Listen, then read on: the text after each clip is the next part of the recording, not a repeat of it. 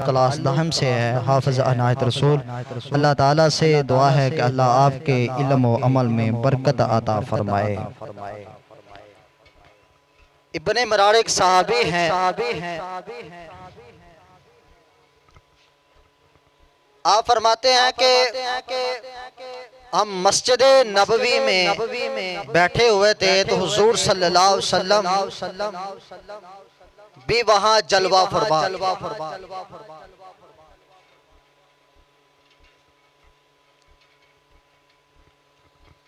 14वीं का चांद आसमान पे तलू था। इब्ने मरारा सहाबी हैं। आप फरमाते हैं कि मेरी एक नजर 14वीं के चांद पे पड़ती और मेरी एक नजर हुजूर सल्लल्लाहु अलैहि वसल्लम के चेहरे बद्दुहा पे पड़ती।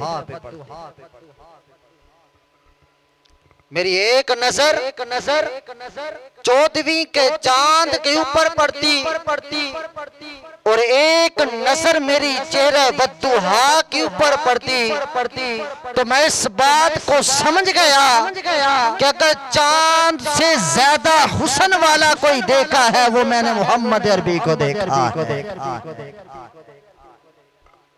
अगर 14वीं के चांद से भी ज्यादा हुस्न है तो मेरे और आपके करीमा का अलैहिस्सलात वस्सलाम के चेहरे बद्दुहा के ऊपर है।